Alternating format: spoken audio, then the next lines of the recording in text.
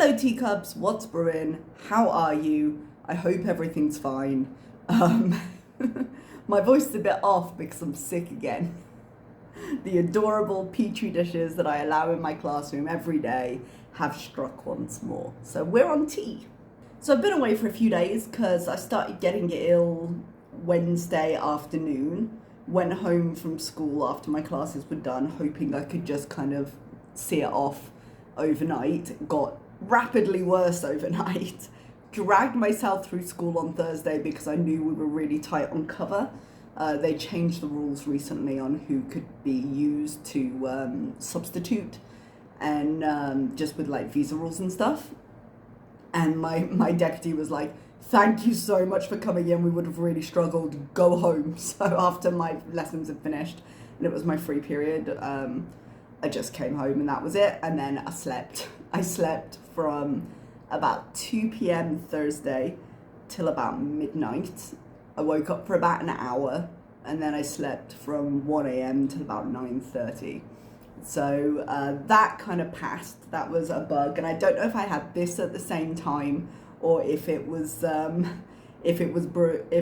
of part of the other thing, and then it came on, and this is just the secondary part of it. But now I'm like this, and my voice is super hoarse. So there we go. Anyway, you don't care. We're a week from the end of term. I just got to survive it. But I thought I'd try and get a video out now because obviously it's been a little while since my last one, and there's a chance, I'll try not to have it be the case, but there's a chance you're not going to see me until the next weekend after school is done. In which case I'm probably going to be on here with a gin and tonic.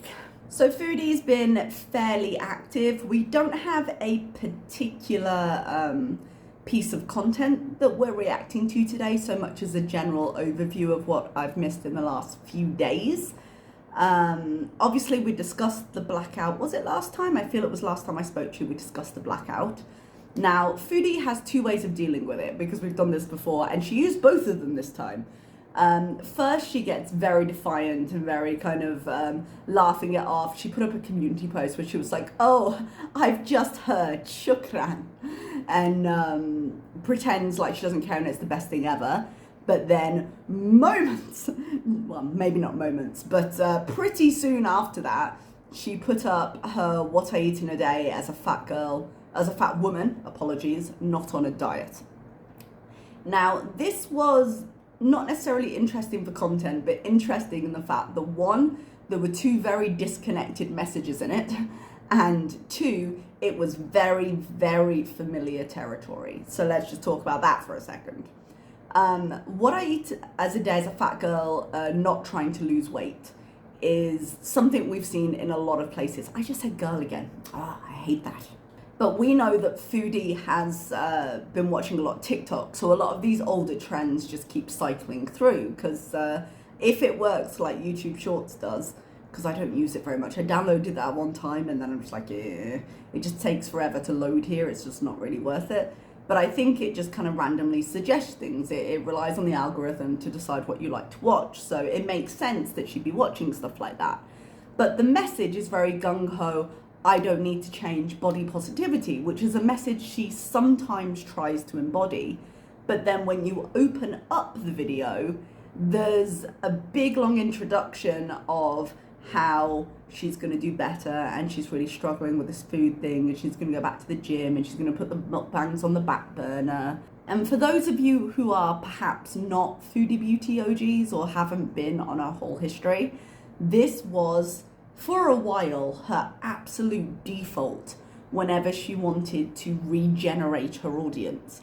Because how it used to work, back in more innocent days, when she was marginally more likable than she is now, or less obvious than she is now perhaps, she would start a new diet cycle, get a load of new subscribers and new audience members who were here with her to support her on her diet cycle, give up, and then lose those supporters as she didn't appear to try to stick to it. Now, obviously, I can't speak on how hard she tried, but she went through cycles quickly, is what I'm saying. she'd then lose that support, her channel would kind of wobble a little bit, and then she'd start the cycle all over again. And this is like classical era Chantal. Yeah, this is how I remember her way back when. So very mixed messages, but very convenient timing, because for all, she was very defiant about the blackout, and it is every time.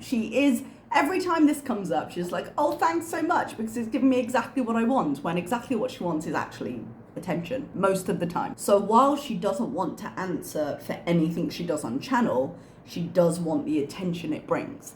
And those two things don't really sit happily together, which is the root of a lot of her problems. So for her to come out and be like, oh, thank you so much, and then to do a 180 into literally, look, I'm gonna be good, praise me, I'm trying hard, I'm the victim of my eating patterns, I'm working really hard, I'm gonna go back to the gym, I'm gonna be a good girl. I'm saying it's not a surprise that it's not the first time she's been up and down this particular mountain. So very much on track with the expectations we would have for her in this moment. She then, of course, because she had said she was putting mukbangs on the back burner, immediately went back to mukbangs. And as she pivoted in this behavior, also immediately went back to making fun of the idea of the blackout, because her thumbnail is labeled Foodie Beauty Blackout in reference to some horrible henna she got done. Well, actually, no, that's not fair. The henna was very, very carefully designed, and I'm sure very well applied. It's not the best look for her, I don't think. Maybe if she'd done red henna, it would have been less severe, perhaps. Like, it's beautifully intricate, but I don't think it's a good look for her, is maybe a better way of saying that. So in normal fashion, and in a very unexpected way, she is struggling to pick a lane in terms of the voice she wants to put to her reaction to events. And by using multiple, by going back and forth that way, she just weakens her response. There was talk of a new car, which I found weird, because much like the apartments, isn't this the third car now? Because she didn't have any cars, let's be clear. But I don't even think she has the one in Canada anymore, does she? Did it get seized as part of everything? I don't know the full story. But Salah had a car that he was making payments on. When she got to Kuwait, there was a lot of talk about her potentially being broke and them living in that teeny tiny place that Salah was in because they couldn't afford anything better, which is obviously a conversation we've worked through. And that was also feeding the reaction to her new place and the question of where's the money coming from. He then switched the car. Sorry, I had to cough. The response that Foodie gave was no, he got rid of that car so that he wouldn't have the loan for the car, he wouldn't have the monthly payment for the car, and then he got a new one. Speculation as to where he got the money from it, but whatever. He got the new one so that he could outright own the car and not have payments, which actually, I seem to remember at the time saying, is not a bad financial decision. Now, of course, it caused speculation in terms of the source of the money to do that, but it really wasn't a bad idea, because having no debt versus having no debt is always a better idea usually, especially in a situation like theirs, where, you know, it's best to have as few monthly costs as possible. Small interjection from editing me here. I forgot to mention at this point that Salah also seemed to be preparing to go to Canada. At this point in their relationship, he was selling things he was trying to get out while she was trying to get in. Make me question then, why are they getting a car now? It doesn't really make sense to do so. Now, based on, she's got a picture in the thumbnail. Yeah, and I do believe, because she put up a community post today saying, who's doxing my car? Why are you doing that? What are you making fun of? It's a good car. It costs like 30,000. It starts from 7,100 Kuwaiti dinar, which is like 30,000 Canadian or something like that. Like, what is there to laugh at? Are you all driving Lamborghinis? Which I suppose then confirms that that is the car they have, yeah? Because as we know, Foodie never learns a lesson in terms of confirming information. But she does say in the mukbang, oh, I don't think I'm going to show you the exterior, apparently forgetting that she put a picture of it in the thumbnail. Honey, what are you doing? talking about doxing up your car, of all things. Like, that's a thing. Oh, I know the model of your car, therefore I have doxed it. Excuse me? When you put a picture in your thumbnail, you reveal it yourself. Same as when you open your circuit cupboard and it has your address on it. Don't be shocked that people know your address. It makes no real financial sense to have this. The only difference I can think of right now, but I feel like his old car had 4-wheel drive, so I'm not sure if this would be a thing. I know in certain parts of Oman, you are not allowed to go there unless like you pass a check and you have a 4-wheel drive vehicle, especially like the mountainous areas, because it's considered too dangerous. So the law is you can't go past certain points unless your car has certain specs. Now, it looks like the car she's got would meet those specs. I don't know if her old one did.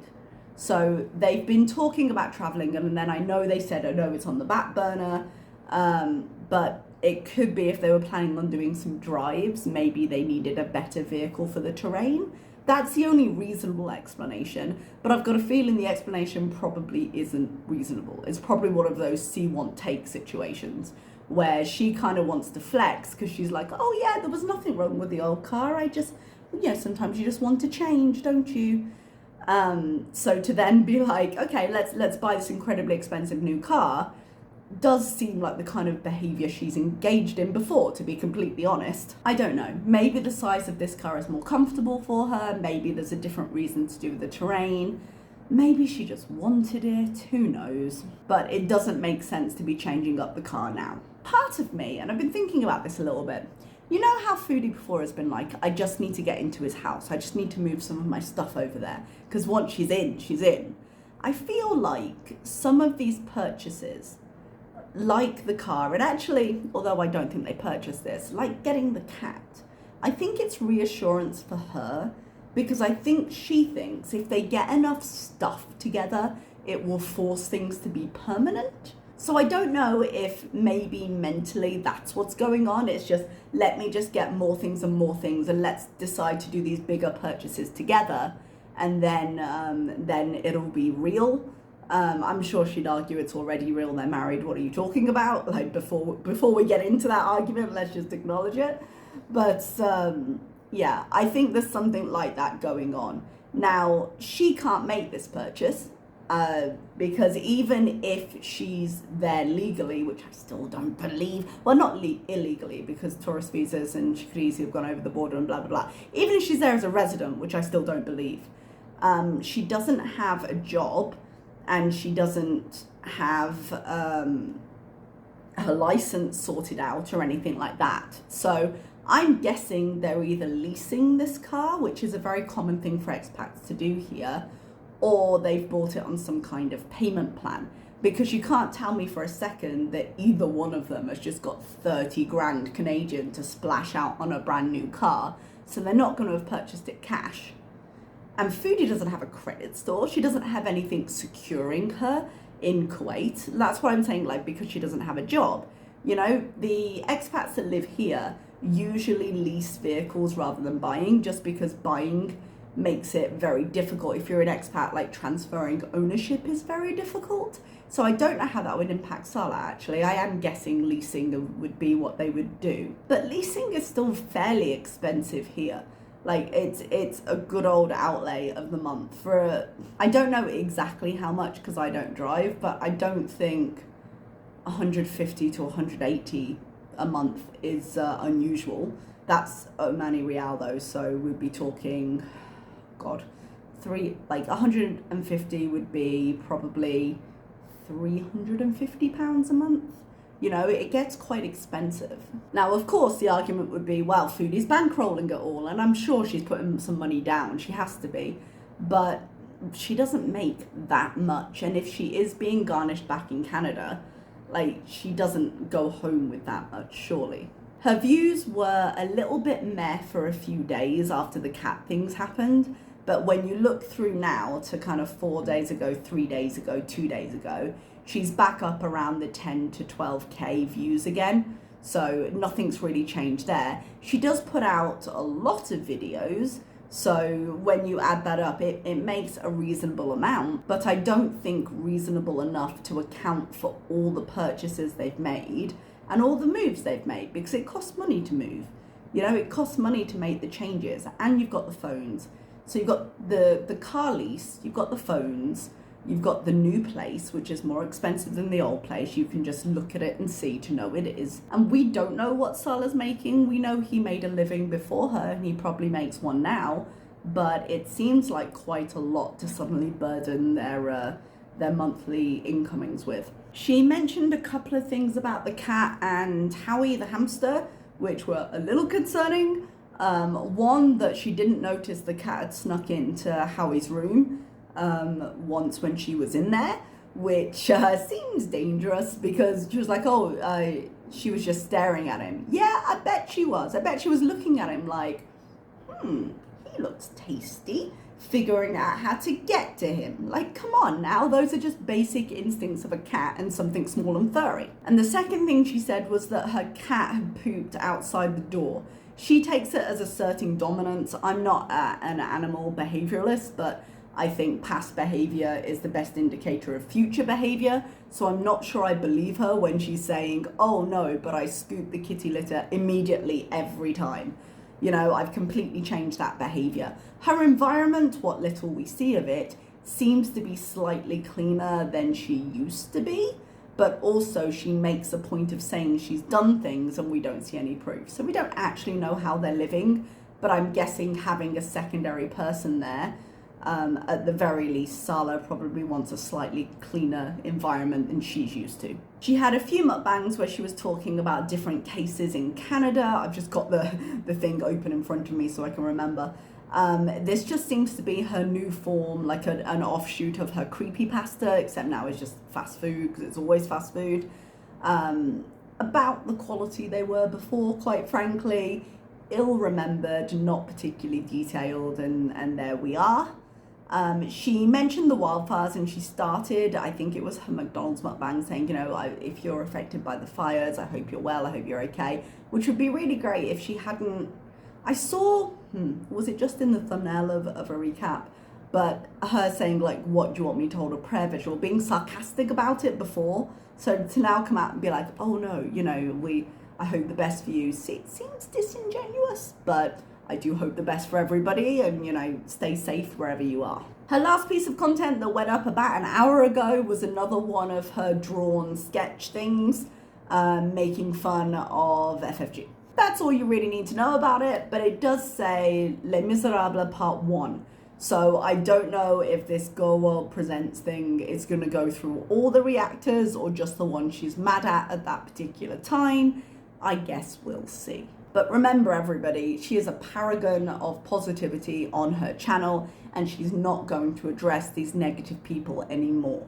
Just, you know, make skits about. Still good to know that nobody's living rent-free in her brain, and that's all I really have for you today. I'm going to try and keep up with her. I'm finding the mukbangs a little bit hard going just because they contain so little, but I'll try and keep abreast of the little gems we can take out of there. And hopefully I will see you at some point this week, but if not, I will see you next weekend. Thank you so much, everybody. Bye-bye.